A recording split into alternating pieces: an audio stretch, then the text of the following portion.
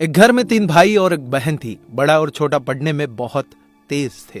उनके माँ बाप उन चारों से बेहद प्यार करते थे, मगर मझले बेटे से थोड़े परेशान से थे। बड़ा बेटा पढ़ लिख कर डॉक्टर बन गया, छोटा भी पढ़ लिख कर इंजीनियर बन गया, मगर मझला बिल्कुल आवारा और गवार बन के ही रह गया। सबकी शादी हो गई। बहन और मझले को छोड़ दोनों भाइयों ने लव मैरिज की थी। बहन की शादी भी अच्छे घराने में हुई थी। आखिर भाई सब डॉक्टर इंजीनियर जो थे। अब मझले को कोई लड़की नहीं मिल रही थी। पिताजी भी बहुत परेशान थे और माँ भी। बहन जब भी मायके आती थी सबसे पहले छोटे भाई और बड़े भैया से मिलती थी, मगर मझले से कम ही मिलती थी, क्योंकि वह न तो कुछ दे सकता था न घर पे जल्दी मिल सकता था। वैसे वह दिहाड़ी मजदूरी करता था, पढ़ नहीं सका था तो यही काम था। मझले की शादी किए बिना पिताजी गुजर गए। माँ ने सोचा कहीं अब बंटवारे की बात न निकले, इसलिए अपने ही गांव से एक सीधी सादी लड़की से मझले की शादी करवा दी। शादी होते ही न जाने क्या हुआ कि मझला बड़े लगन से काम करने लगा।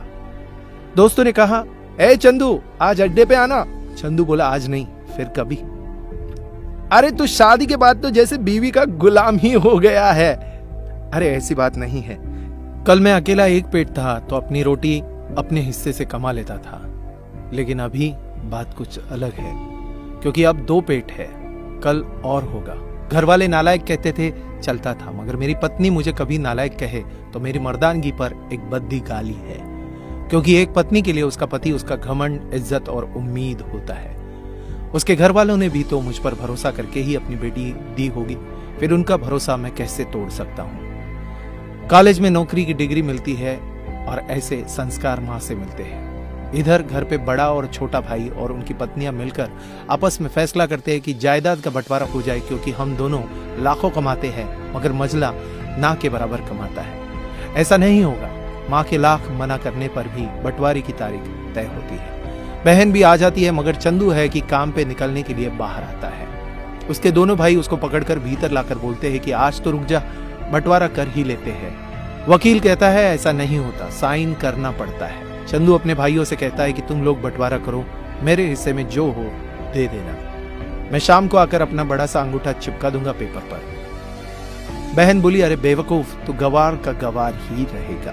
तेरी किस्मत अच्छी है कि तुझे अच्छे भाई और बहन मिले हैं। फिर माँ बोली, अरे चंदू आज रुक जा, बंटवारे में कुल 10 बीघा जमीन में से 2 भाई 5-5 रख लेते हैं और चंदू के लिए पुश्तैनी घर छोड़ देते हैं। तभी चंदू जोर से चिल्लाता है, अरे फिर हमारी छुटकी का हिस्सा कौन सा है?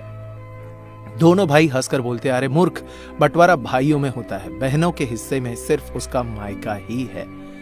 चंदू कहता है, ओह, शायद पढ़ा लिखा न होने में ही मूर्खता है। ठीक है, आप दोनों ऐसा करो, मेरे हिस्से की वसीयत मेरे बहन छुटकी के नाम कर देना। दोनों भाई चकित होकर बोलते हैं, और तू? चंदू माँ की ओर देखकर मुस्कुराते हुए बोलता है, मेरे हिस्से में माँ है ना, उसको मैं संभाल लूंगा। फिर अपनी बीवी की ओर देखकर बोलता है मुस्कुरा के, क्यों चांदनी जी, क्या मैंने गलत कहा?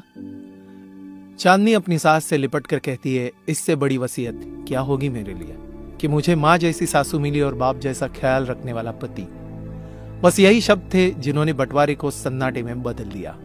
बहन दौड़कर अपने गवार भैया से गले लगते हुए रो रही थी, माफ कर दो भैया, मुझे क्यों नहीं समझ में आया कि आप इतने महान हो। चंदू अपनी बहन से कहता है, इस घर में तेरा उतना ही अधिकार है जितना हम सबका।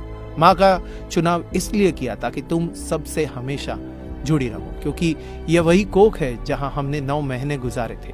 माँ के साथ तुम्हारी यादों को मैं हमेशा देखना चाहता हूँ। दोनों भाई दौड़कर मझले से गले मिले और रो रो कर कहने लगे, आज सचमुच तू बड़ा हो गया है। सबकी पलकों में पानी ही पानी, सब एक साथ फिर से रहने लगते हैं। जब लोग अनपढ़ थे तो परिवार एक हुआ करते थे। मैंने टूटे परिवारों में अक्सर पढ़े लिखे लोग देखे हुए हैं। अगर आपको ये कहानी अच्छी लगी हो तो आपकी कमेंट नीचे बॉक्स में जरूर बताइएगा, और अगर ये वीडियो अच्छा लगा हो तो लाइक कीजिएगा, शेयर कीजिएगा ज्यादा से ज्यादा लोगों तक।